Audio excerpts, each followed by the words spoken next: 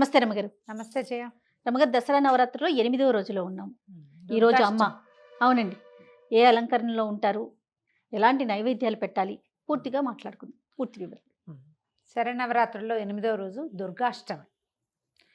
ఈ అష్టమి మనకి సాధారణంగా అష్టమి తిథి పనికిరాదు. ఏ దశలోనూ మనం అష్టమి నాడు ఎక్కడికి వెళ్ళకూడదు, అష్టమి నాడు అష్టకష్టాలు వస్తాయి, ఇలాంటివి చెప్పుకుంటాం. కానీ రెండు ప్రత్యేక అష్టములు చాలా విశేషంగా జరుపుకుంటాం. ఒకటి కృష్ణాష్టమి, రెండోది దుర్గాష్టమి. దుర్గా ఈమె ఏంటంటే దుర్గముడు అనే ఒక రాక్షసుణ్ణి సంహరించటానికి జన్మించిందని, అంటే ఆ పూటకి అవతరించింది అమ్మలోంచి. సింహవాహిని అష్టభుజిగా కనబడుతుంది 8 చేతులతోటి. ఈ రోజున ఇంద్రకీలాద్రి కనకదుర్గ అమ్మవారి దేవస్థానంలో అమ్మవారిని దుర్గా స్వరూపంలో అలంకరిస్తారు. మామూలుగా మనకు అమ్మవారే కనకదుర్గ కదా. మొదటి రోజున స్వర్ణ కవచాలంకృత దుర్గ వేయటం పూర్వాచారంగా ఇది వరకు ఆచారంగా చేసేవారు. ఇప్పుడు కొంచెం దాంట్లో నుంచి కొంత మార్పు వచ్చింది. ఈ బయట మనం అమ్మవారి స్వరూపాలు ఎక్కడైతే అవతారాలు వేస్తున్నారో అక్కడ ఈ దుర్గా స్వరూపంలో లోపలున్న అమ్మవారికి కొంచెం దగ్గర పోలికల్లో ఉండేటట్టుగా సింహవాహిని లేదా వ్యాఘ్రవాహినిగా అమ్మవారిని అలంకరిస్తారు. ఈ అష్టభుజి 8 భుజాలతోటి ఆమెను చూస్తేనే భయం వేస్తుంది. ఇవి ఏమైనా ఘటనా సమర్థురాలుగా కనపడుతుంది. ఎక్కడా జరగంది ఇక్కడ జరిగిపోతుంది. ఈ దుర్గముడు అని రాక్షసుడి పేరు చెప్తారు కదా. అవునండి. ఈ రాక్షసుడు దుర్గముడు అంటే ఏ పక్కకి వెళ్ళనివ్వని వాడు. తెరిపి లేదు వాడితో ఉంటే. మనకి ఉద్యోగంలో ఏం చేయాలో తెలీదు, సంసారంలో ఏం చేయాలో తెలీదు, సమాజంలో ఏం చేయాలో తెలీదు, దారి కనపడదు, దిక్కుతోచని పరిస్థితులు మన జీవితంలో ఎదురుపడవు.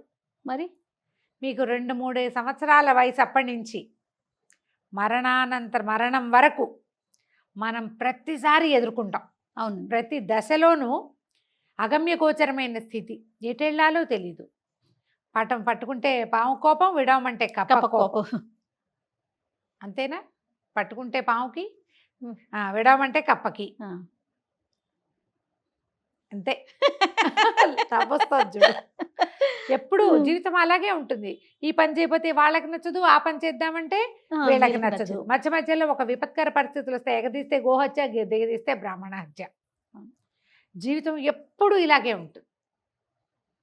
ఇలాంటి దుష్కరమైన స్థితిలో, దుర్గమమైన పరిస్థితులలో దుర్గని ఆరాధిస్తే ఈ పరిస్థితుల నుంచి మనని బయటపడేస్తుంది. అమ్మవారికి పులిహార నివేదన పెడతారు.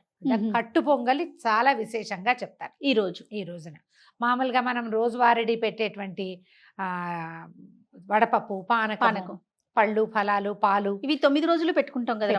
పానకం, వడపప్పు పెట్టుకుంటాము. మన పులగం కూడా 9 రోజులు పెట్టుకోవచ్చు. ఈ రోజున అమ్మవారికి ప్రత్యేక నివేదనగా మనం కట్టు పొంగల్ చేయొచ్చు, లేదా పులిహార చేయొచ్చు. మన ప్రాంతాచారాన్ని బట్టి పులిహార కూడా కొన్ని చోట్ల కనపడుతుంది. అమ్మవారికి ప్రధానంగా కట్టు పొంగల్ పెడతారు. కట్టు పొంగల్ అంటే పెసరపప్పుతో చేస్తాం కదా, మిరియం పొంగల్ అంటారు. అవును. పెసరపప్పు పొంగలి మీ అవకాశాన్ని బట్టి అది చేసుకోవచ్చు. అయితే ఈ అమ్మ ఎట్లాంటి స్థితిలోంచి మనని కాపాడుతుంది? ఏ స్థితిలోంచి అయినా కాపాడేస్తుంది. ఎన్ని రకాల స్తోత్రాలు ఉన్నాయో. దుర్గా సప్తశతిలోంచి తీసుకున్న దుర్గా సప్తశ్లోకి, తర్వాత ధనుంజయకృత దుర్గా స్తోత్రం, దుర్గా ద్వాత్రింశన్ నామావళి, 32 నామాలు, దుర్గా దుర్గార్తిశమని, దుర్గాపద్వినివారిణి, దుర్గమచ్చేతిని, దుర్గసాధిని, దుర్గనాశిని, అన్ని దుర్గలతోటే వస్తాయి. ఎంత అద్భుతంగా ఉంటుందో. అమ్మవారే స్వయంగా చెప్పిందట, ఈ ద్వాత్రింశన్ నామావళి చదవండి, చదివితే ఎలాంటి విపత్కర స్థితుల్లో నుంచైనా నేను రక్షిస్తాను. ఈ రోజున ఇప్పటిదాకా మనం ఒక రకంగా చేసుకున్నామా, ఈ రోజున ఏం చేయొచ్చు? మనం ఈ నామావళిలోంచి ఏదో ఒకటి తీసుకోండి. లలితా సహస్రనామము, ఖడ్గమాల చదువుకోవచ్చు, త్రిశతి చదువుకోవచ్చు. దుర్గకి ప్రత్యేకంగా చెప్పబడినటువంటి ఇవి చదవచ్చు. అయితే దుర్గా సప్తశతిలో 700 శ్లోకాలు ఉంటాయి. సప్తశతి 700 శ్లోకాలు ఈ రోజున మనం పూర్తి చేయగలమా లేదా అనేది మీ అవకాశాన్ని బట్టి చూసుకోండి. ఓపికగా చేయదలుచుకుంటే కనుక ఏదైనా ఇంటి చుట్టుపక్కల దేవాలయాల్లో ఎక్కడైనా అమ్మవారి చండీ యాగాలు అవి జరుగుతుంటే అక్కడ దర్శనం చేసుకోండి. త్రిరాత్ర వ్రతం చేసే వాళ్ళకి ముందు రోజు, నిన్న సాయంత్రం నుంచే త్రిరాత్రం మొదలు పెడతాం మనం. అవునవును. సరస్వతి పూజ నాటి రాత్రి, సప్తమి, అష్టమి, నవమి 3 రాత్రులు చేస్తాం కదా. ఇది 2వ రాత్రి అవుతుందన్నమాట. ఈ 2వ రాత్రికి మనం దుర్గనే పూర్తిగా పూజ చేసుకోవచ్చు. ఏ అవకాశం ఉన్నా కూడా దుర్గాష్టమిని వదిలిపెట్టకండి. ఓ. ఇప్పుడు ఈ రోజున మనం పూజించే అమ్మ ఏమంటారు, మన నవదుర్గలలో అమ్మవారు, ఈ అమ్మాయి 9 సంవత్సరాలు ఉండాలి బాలికకి. 8వ రోజున పూజించే బాలిక, 9వ రోజున పూజించే బాలిక కూడా 9 ఏళ్ళే. అయితే ఈ 9 ఏళ్ల ఈ బాలికని గనక మనం అర్చిస్తే ఈ రోజున దుర్గాష్టమి రోజున ఏమన్నంటే ముక్తి లభిస్తుందట, మోక్షప్రదాతగా ఉంటుంది. మోక్షం అనగానే ఏంటి, మన ప్రయాణం భగవంతుని వైపుకు వెళ్ళిపోతుంది. ఏదైనా చేసి వెళ్తామో చేయకుండా వెళ్తామో తెలియదు. చేయకుండానే ఆటోమేటిక్గా మనకి మోక్షం వచ్చే అవకాశం లభించవచ్చు. చేయడానికి ఏదైనా మార్గం కనపడచ్చు. ఇప్పటిదాకా మనకున్న అలవాట్లు, ఇబ్బంది సబ్బందులు, కర్మానుభవాలు అవి తీరిపోవటం మొదలు పెడతాయి. కొన్ని వదిలేస్తాం. తర్వాత మనం ఎవరెవరికి రుణపడి ఉన్నామో వాళ్ళంతా తారసిల్లి రుణాలన్నీ తీరిపోతాయట. అందుకని ఈ రోజున 9 ఏళ్ల బాలికని తీసుకొచ్చుకొని చక్కగా ఆమెకి కన్యాపూజన, పాదాలకు పసుపు రాసి పారాయణ పెట్టడం, బొట్టు కాటిక అలంకారం చేయటం, పువ్వులు ముడవటం, చక్కటి భోజనం పెట్టి షడ్రసోపేతంగా, 9 ఏళ్ల పిల్లలంటే చక్కగా అన్ని తినగలిగే వయసు పిల్లలు కదా, తాంబూలం ఇచ్చి నమస్కారం చేసి అక్షింతలు వేయించుకోవటం. ఈ రోజునే మనం ఎక్కువ మంది చేయదలుచుకుంటే 9 మందిని నవదుర్గలని ఈ రోజున చేసుకోవచ్చు. మనం ఇవాళ కానీ రేపు కానీ మన విశేషం ఎలా కుదిరితే అట్లా చేయొచ్చు. అయితే ఈ దుర్గాదేవిని ఇలాంటి ఉగ్రరూపంగా కనపడేటట్టుగా ఉన్నప్పటికీ కూడా శాంతరూపిణిగానే చూపిస్తారు జయ. ఓహో. ఆమె మరీ పరిగెత్తి మీద పడుతున్నట్టుగా ఉండదు. ఈరోజు స్థిమితంగా ఉంటుంది, సింహవాహినిగా ఉంటుంది. ఓకే. ఆమె అంతటా ఆమె ఆయుధాలు ఏవి ప్రయోగ భంగిమలో ఉండవు, స్థిమితంగా ఉంటుంది. నువ్వు కాదంటే వస్తుంది నీ జోలికి, లేకపోతే లేదు. మనమ్మ మనని భయపెడుతుందా? భయపెట్టదు. మనమ్మ కోపంగా ఉన్నా, విసుగ్గా ఉన్నా సరే ఏదో కొంచెం తగ్గుతాం, అమ్మో కంట్రోల్లో ఉండాలనిపిస్తుంది. అంతేగాని భయం వేసి పారిపోయేటట్టుగా ఉండదు కదా. ఆ రకమైన ఒక భయాన్ని ఆమె మనలో కలగజేస్తుంది. దుర్గా ఆరాధన వల్ల దురభ్యాసాలు, దుర్వ్యసనాలు పోతాయి. ఆల్రెడీ మన జీవితంలో ఏవో ఎదుర్కొంటూ ఉంటాం, కొన్నిటిని వదులుచుకోలేకపోతాం. ఎవరైతే వ్యసనపరత్వాన్ని పోగొట్టుకోవాలనుకుంటారో వాళ్ళు ఈ అష్టమి నాడు దుర్గకి మొక్కుకుని ఆమెకి ప్రమాణం చేస్తే అలవాట్ల నుంచి బయటపడడానికి ఒక అవకాశం లభిస్తుంది. ఈ రోజు స్పెషాలిటీ అది. మీరు చేయగలగాలి. అది నేను ఆవిడకి చెప్పాను. ఆమె చూసుకుంటుందంటే ఆమె చూసుకోదు, నిన్ను చూస్తుంది ఆమె. నేను నిరుడొకళ్ళకి చెప్పాను ఈ మాట. చెప్తే ఒక 2-3 నెలల తర్వాత ఏదో పార్టీ అవకాశం వచ్చింది, తాగేశారో ఏదో చేశారు. మొత్తానికి నాకు తర్వాత చెప్పారు. చెప్తే నేను అంటే అవకాశం రాను, ఇన్ని 2 నెలల నుంచి ఎవ్వరు పిలవలేదండి, అమ్మే నన్ను కంట్రోల్ చేస్తోందని నేను భావించాను. 2-3 నెలల తర్వాత పార్టీకి పిలుపు వచ్చిందిట. పార్టీకి పిలుపు వచ్చిందంటే నిన్ను ఈడ్చుకెళ్ళి పార్టీలో ఎవడు కూర్చోబెట్టలా, నీకు వద్దనే అవకాశం నీకు ఇచ్చింది, వస్తావా అని అడిగారు. రాను, ఆ అవకాశమే అమ్మ ఇచ్చిందని భావించేట ఆయన. బాగుంది. మనుషులం కదా, ఇంతేగా మనం ప్రతిదానికి అమెండ్మెంట్ చేసుకుంటాం. ఇలా చేయకూడదు. నువ్వు మానేయాలి అని దృఢంగా కనుక నువ్వు భావిస్తే ఈ రోజున నమస్కారం చేసుకోండి, అమ్మకి ప్రమాణం చేయండి.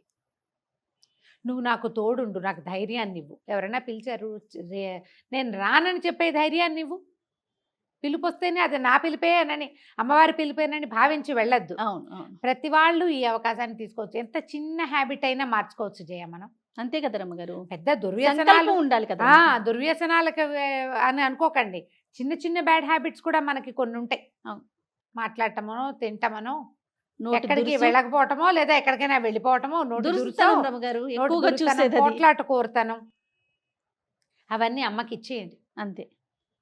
ఆమెకి నీకు ఇచ్చేస్తున్నాను, నువ్వు దీన్ని మళ్ళీ నా దగ్గరికి రానివద్దు.